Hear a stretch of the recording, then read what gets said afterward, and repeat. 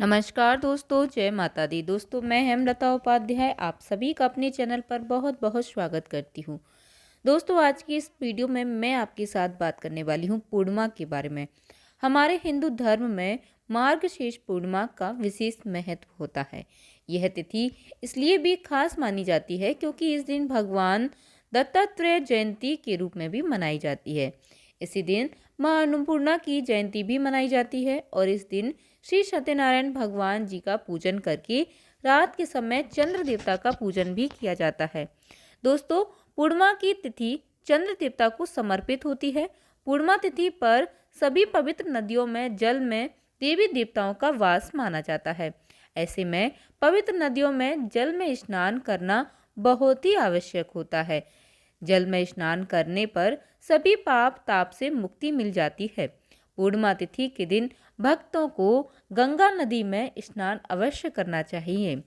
सारा दिन उपवास रखते हैं। दोपहर के समय श्री सत्यनारायण भगवान की कथा का पाठ या उसको श्रवण करते हैं और शाम के समय चंद्र देवता का पूजन करके व्रत का पारण भी करते हैं।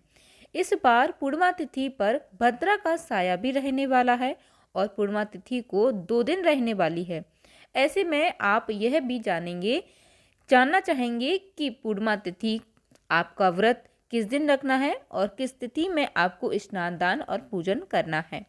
तो यह सारी जानकारी दोस्तों आज आप इस वीडियो के माध्यम से जानेंगे। वीडियो अच्छा लगे तो लाइक ज़रूर कीजिएगा, साथ ही अपने सगे संबंधियों के साथ शेयर ज़रूर कीजिएगा। तो चलिए एक एक करके हम सारी जानकारियों को जान लेते हैं।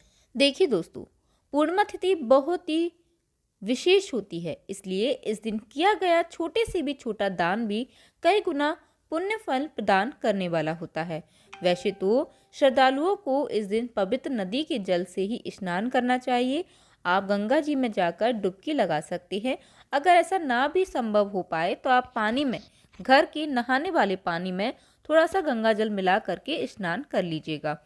इसके अलावा आप तुलसी जी की जड़ की मिट्टी शरीर पर लगाने के बाद भी स्नान करके, पवित्र जल से स्नान करके पुण्य फल प्राप्त कर सकते हैं।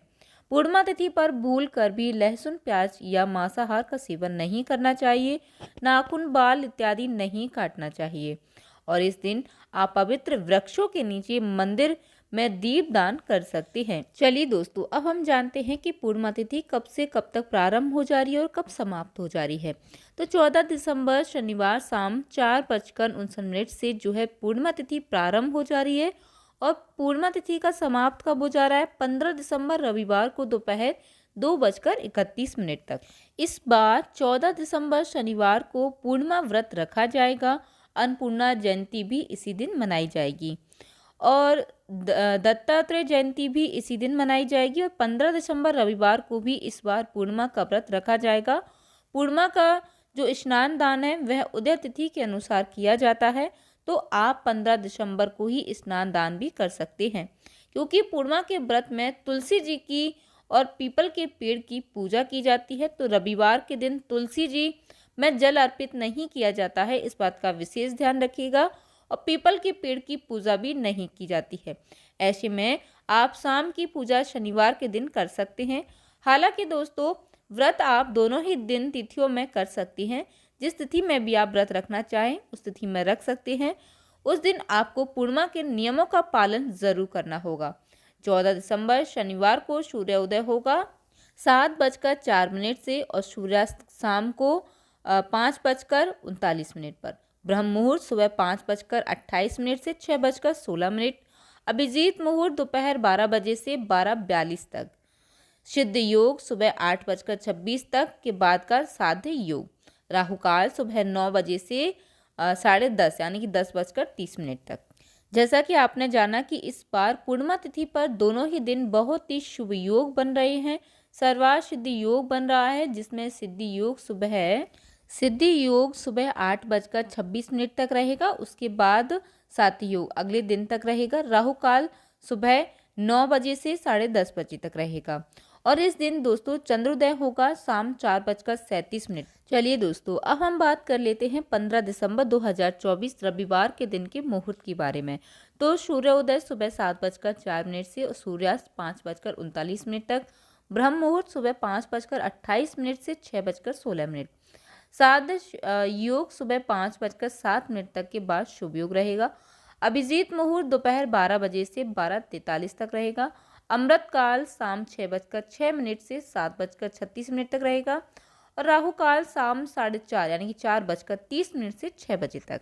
अब यदि हम बात करें कि 15 दिसंबर 2024 दिन रविवार को चंद्रोदय का समय क्या रहेगा, तो चंद्रोदय का जो समय रहेगा वह शाम 5:36 तक। वैसे तो पूर्णिमा तिथि जो है दोपहर तक ही समाप्त हो जाएगी, क्योंकि यही कारण है कि जब भी लोग पूर्णिमा का उपवास रखते हैं तो शाम को जिस समय चंद्रमा उदय हो रहे हैं उस समय पूर्णिमा तिथि यदि विद्यमान होती है तो उस तिथि में पूजा करना या व्रत रखना ज़्यादा ही मानते हैं। तो शाम को यदि आपने आज व्रत रखा है तो इस समय के बाद से जितनी जल्दी हो सके चंद्र देवता का पूजन करके व्रत का पारण कर सकते हैं। पूर्णिमा के व्रत में इस बात का भी विशेष ध्यान रखा जाता है कि नमक का सेवन करने से बचना चाहिए। चंद्र देवता को खीर का भोग लगाकर खीर को ही प्रसाद के रूप में ग्रहण करना चाहिए। उम्मीद करती हूँ दोस्तों कि पूर्णिमा से जुड़ी यह जानकारी आपको पसंद आई होगी। वीडियो अच्छा लगा हो तो लाइक ज़रूर कीजिएगा। साथ ही हमारे साथ जुड़े रहने के लिए चैनल को सब्सक्राइब कर लीजिएगा। जय माता दी दोस्तों, धन्यवाद।